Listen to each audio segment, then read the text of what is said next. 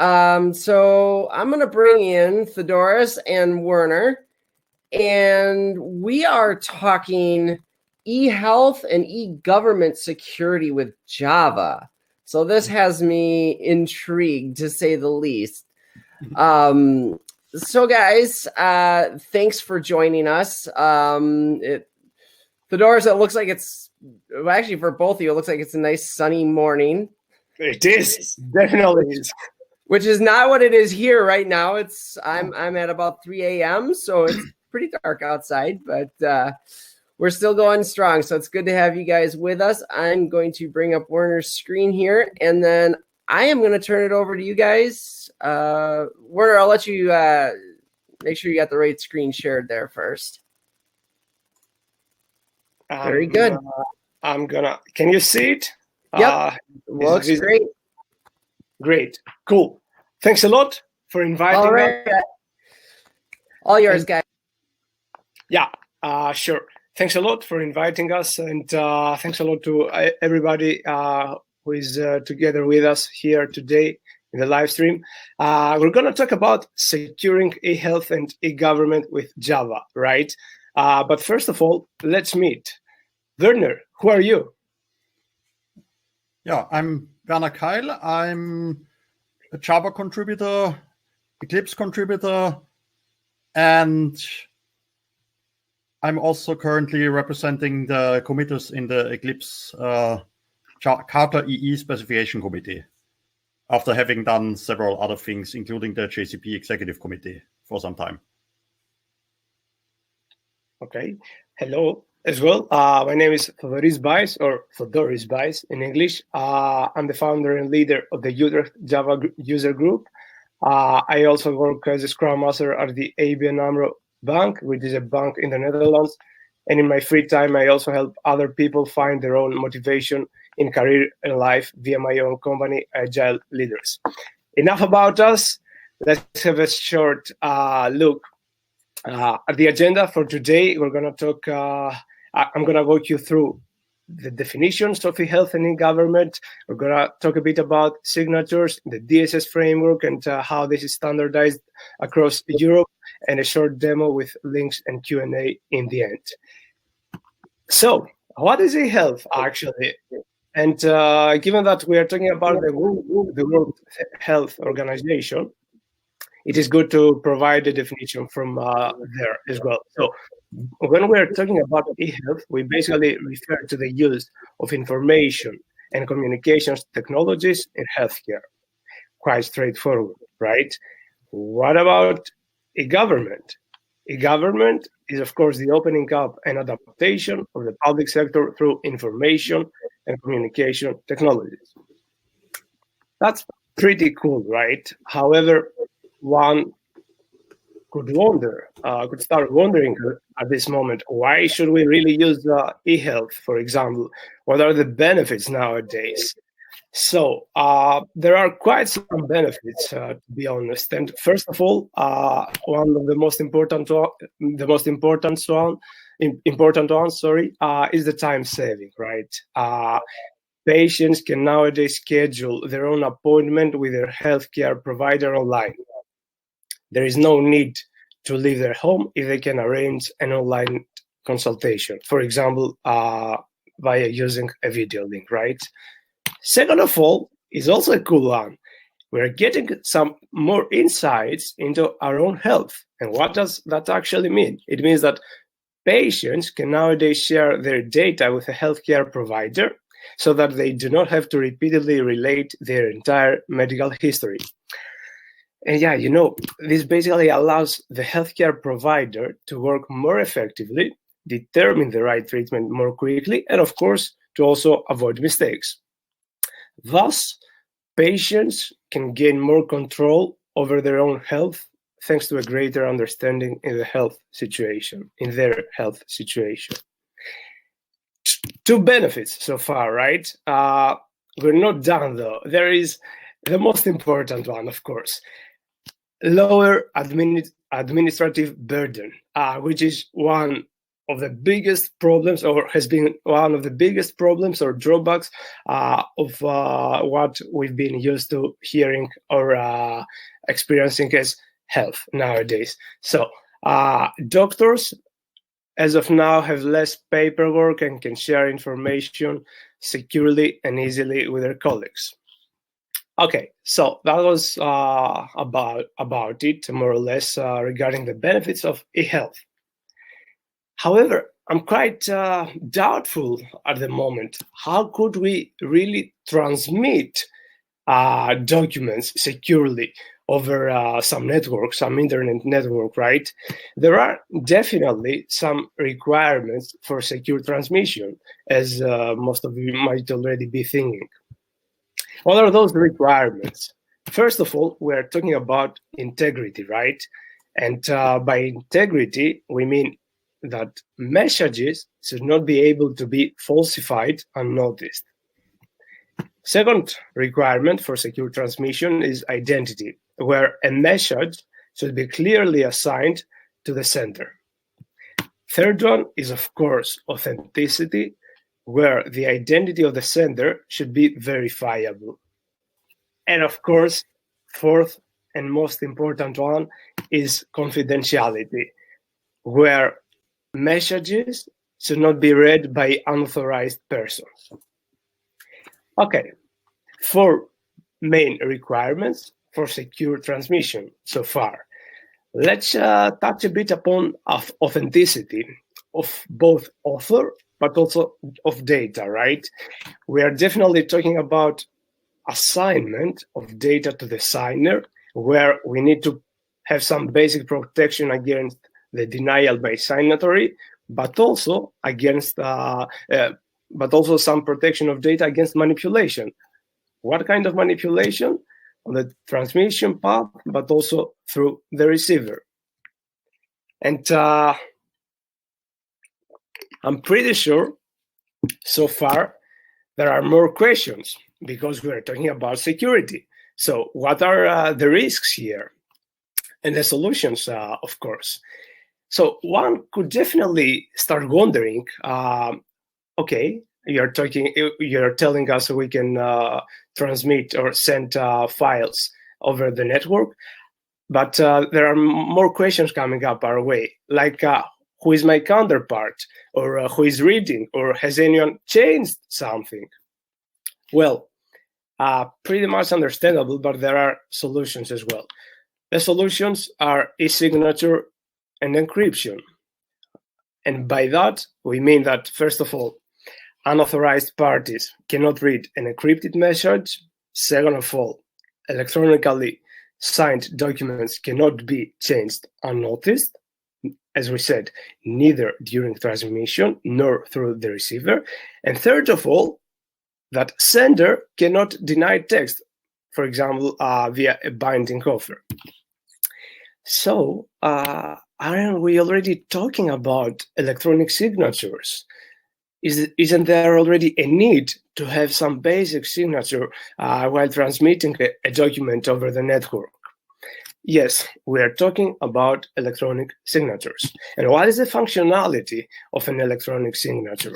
First of all, an electronic signature is a cryptographic method that uses 2 asymmetric keys, as we know them from cryptography: a private key and a public key, of course. What about those 2 different kinds of keys? First of all, the private key, to be kept secret, is used to encrypt the hash value of the document. And by hash value of the document, we basically mean the compressed text consisting of a sequence of binary values. Okay, that's cool. What about the public key? The public key can only be used for decryption and matches only one private key. It can be publicly retrieved and is often sent with a message. Okay, cool. So private is to be kept secret, and public can only be used for encryption and matches only one private key. Let's have a short look at this schematic, right?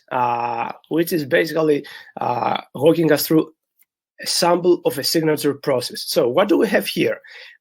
I can see a document, I can see a signer, and I can also see a verifier.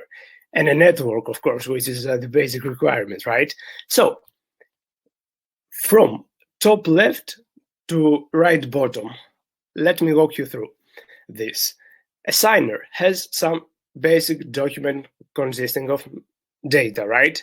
So the signer uses the hash algorithm to create a hash value, which is then used via a private key to be encrypting to encrypt the document. So after using a hash algorithm, we create a hash, and on top of the hash, we encrypt the hash using the private key.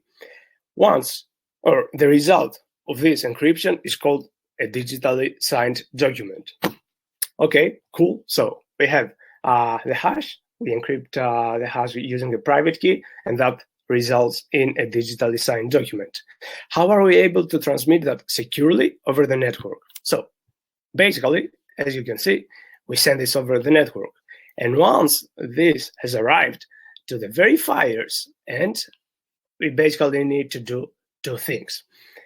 Use the hash algorithm from the verifiers and to produce or to generate the hash value, and then also use the public key for decryption to generate one more hash value. In the end, those two hash values should match in order to realize a valid signature. Otherwise, the document is not secure. Well, that would be all so far about the signature process. And of course, Werner is going to walk you through the signature types. Werner, I will stop sharing.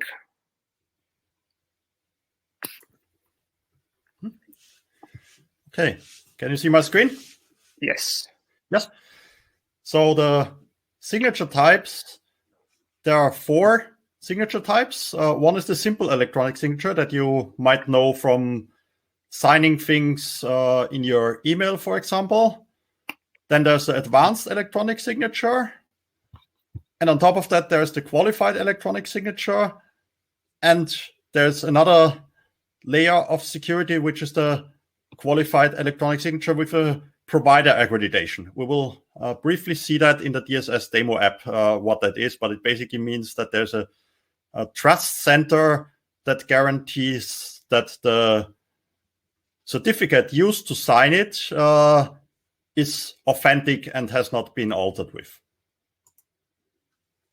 So here you see the level of security, obviously from simple, which is a relatively low level, but usually enough for basic things like sending emails, to qualified, which is necessary, especially when you communicate with your bank or with your tax office, or also when healthcare providers, which obviously nowadays is also a very important thing, exchange data over the internet. The advanced electronic signature has an owner that can be uniquely identified and assigned to that signature. The signature is generated by the means which the owner can keep under their own control, and it's capable of identifying that the data has not changed after the message was signed. And at a later point, the signature can also be invalidated, for example, after a certain time when it's no longer supposed to be valid. The scope of an advanced electronic signature can be either a company, but the signature holder can also be a service or an individual.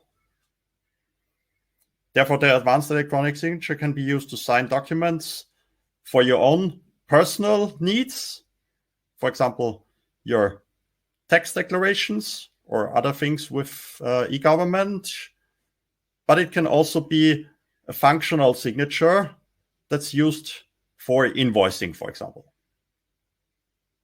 when an application or a bot generates those signatures.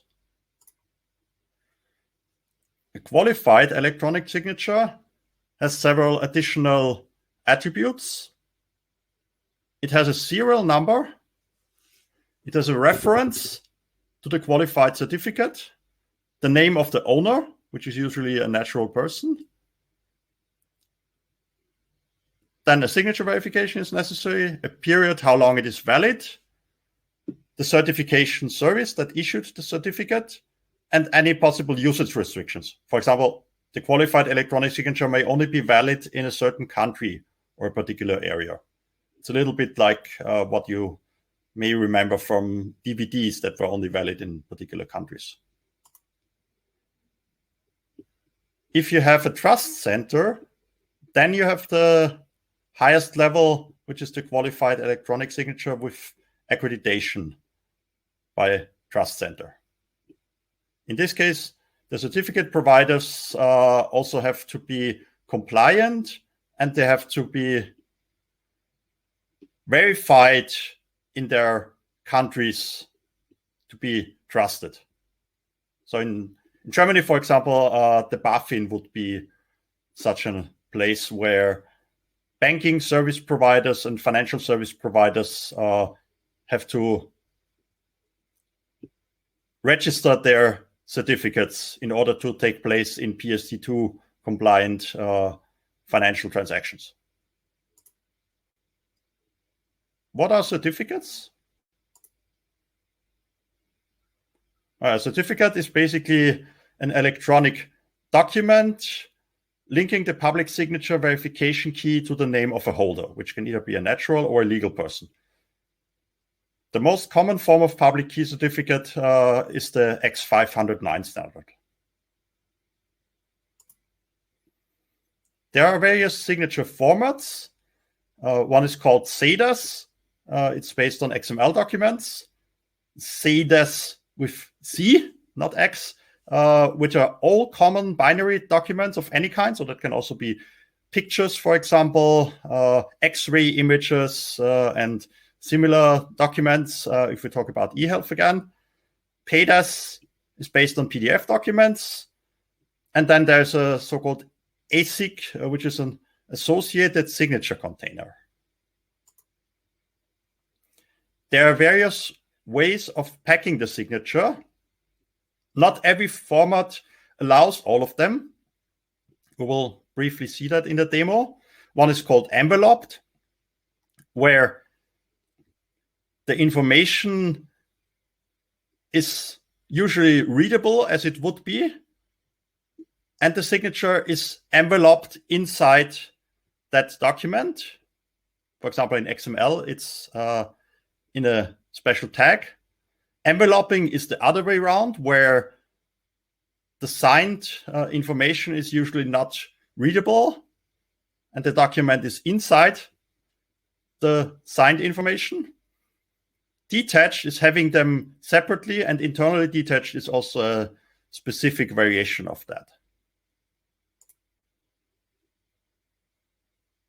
Here we have the signature creation and validation process in detail. A hash code is calculated. Then with that hash code, the document is signed. And then on the verification side, the hash code is calculated again, used to decrypt the signature with the public key of the sender, and verify whether the document has been manipulated or whether it's correct.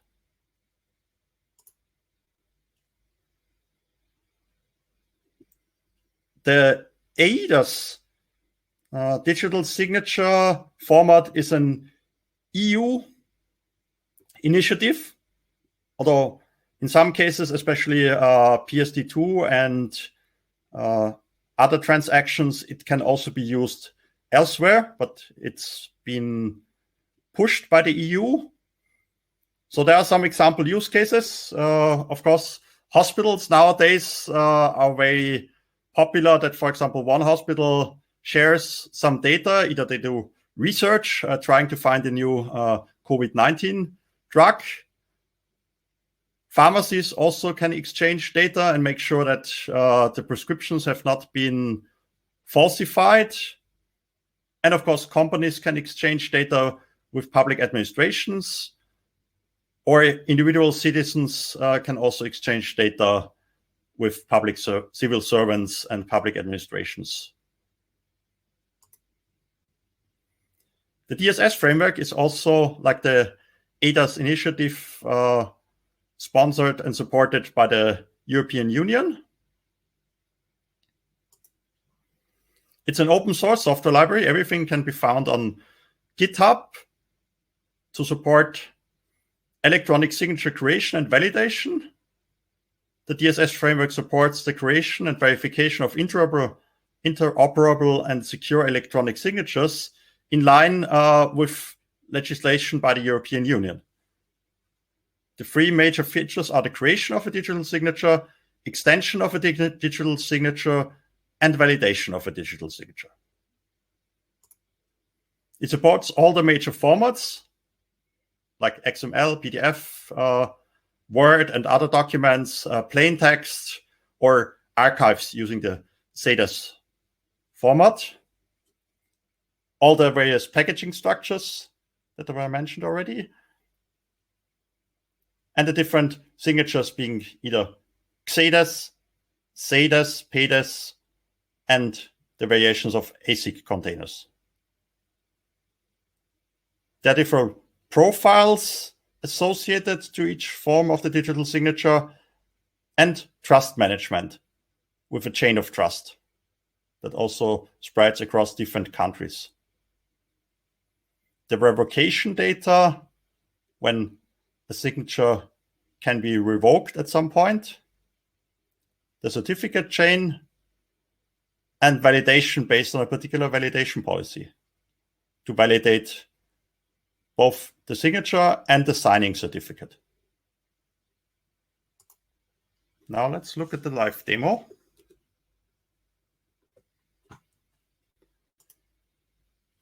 Okay, you see my browser? Yes. Okay. So for the sake of time, we skipped the creation of the signature. So I've already prepared something. And this, as you see, is live. So it's not running on my system. Everybody can access this on this particular URL. It's the most recent version of the live demo web app of the DSS framework. So it's running Java EE, basically. It runs on every Tomcat or compatible web container. So here we have the part of signing the document, which for the sake of time saving will skip. There's also lots of documentation. Here you have a link to the GitHub repository. There's also a standalone application, which is based on Java FX. Again, please feel free to try this yourself. There are standalone bundles, either one that already comes with everything, including the right JDK and Java FX, or if you have all of that on your machine already, if you're a Java developer, you usually should, then you can use the minimal zip that only contains a fat jar and a batch file, or you can also create a shell script to start it. And that's how you would sign it. So again, we've already done that for you. So let's go over to the validation part. But let's briefly have a look at what I mentioned about the trusted signatures. So I'm going to show you two different examples. One is an HL7 FHIR XML. That's a very recent, new updated format of HL7 to exchange medical data, and especially in the current Corona situation, that's used quite a lot to exchange all sorts of data, including how many people have died or how many people have recovered and other things. But it may also be used to exchange research data, for example. This is the list of trusted sites for the highest level. You can see that almost every country in the EU has such a site.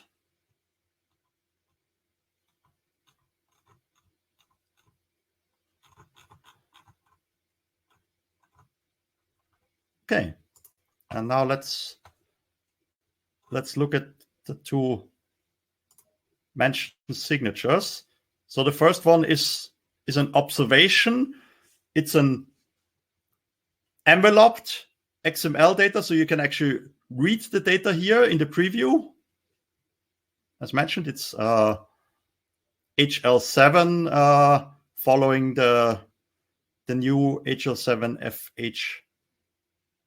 FHIR format. And this is the part where the signature itself is digitally encoded and enveloped inside the XML. In case of the enveloping, it would be the other way around, but then you would usually not be able to read it except with a special parser.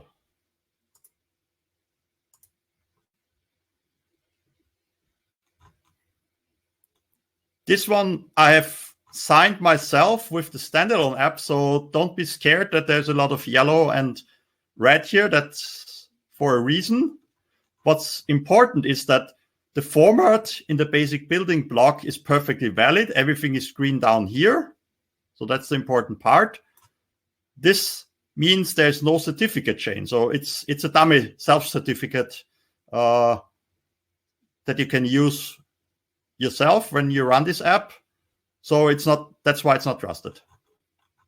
And this also means that all the other criteria up here are usually not met because there's no proper certificate chain.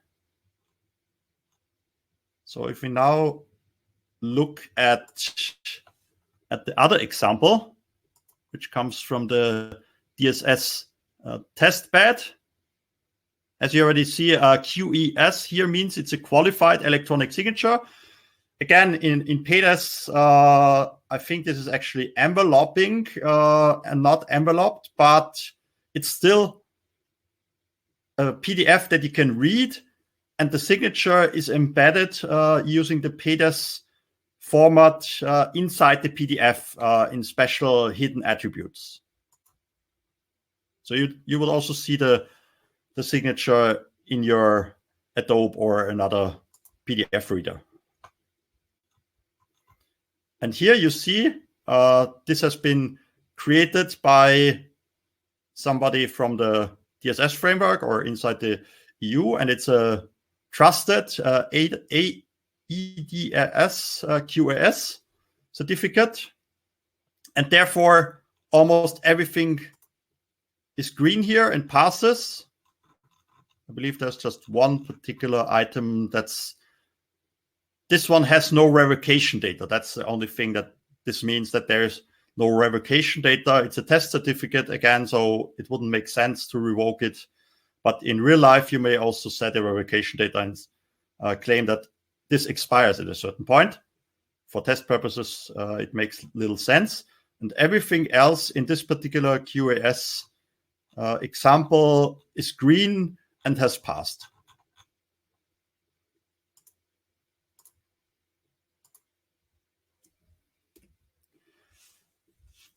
Here are the links to the DSS framework and the relevant organizations and departments of the European Union.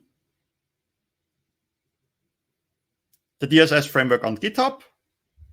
You can find it.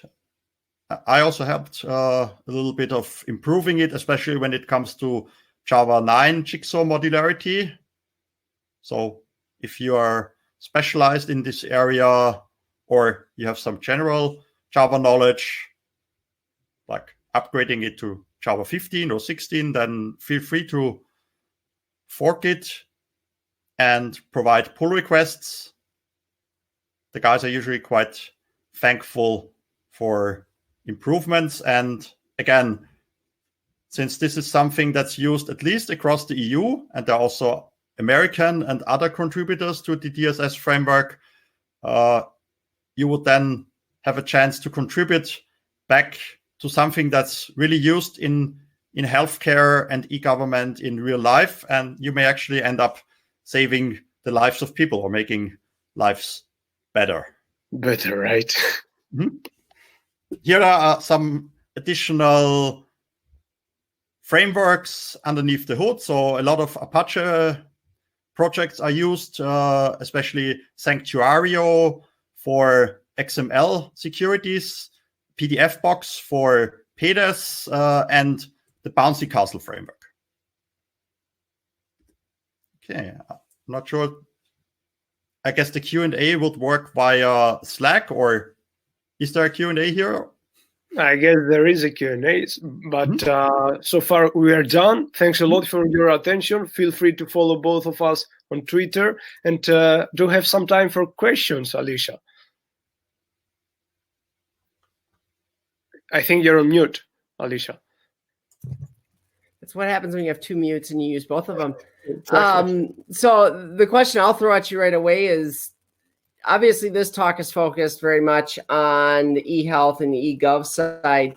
Do these frameworks have applicability beyond that, though, where perhaps moving into financial services or some other areas too? I briefly mentioned the PDS2 initiative by the European Union, and there the ADAS certificates also play a very important role. So you can obviously create certificates using the DSS framework and then also use it in the financial sector. So the underlying standards, leaving the PDES and CEDES part aside, but everything else that's below, especially the ADAS compliant digital certificate is relevant far beyond that. And especially in PSD2, I know, and I guess both Thodoris and I have worked for multiple banks. So we know that this is really used in real life by banks and financial service providers. Financial service providers as well, or also in companies acquiring, let me put it that way, public sector projects, like, for example, any customs related software and all this kind of stuff, where you really have to comply to specific regulations. There are specific rules when it comes to goods and customs. So yes, we've seen that also in real life, also in other areas other than health itself. Terrific. Well, very good. Well, thank you, gentlemen, for everything. And yeah, if you have some time to hang out in Slack and just see if there's any other questions that come up. I know people have been in and out of there. So, yeah, a lot of people are waking up the next day and they're, finding us still online. So great presentation, though. Really great information, and appreciate it. Definitely. Thank you. We will also share the slides and the most important links on Twitter right after this presentation. Thanks a lot for inviting us. Awesome. Take care, guys. Yeah. Bye. Thank you. For the invitation. Bye. Bye-bye.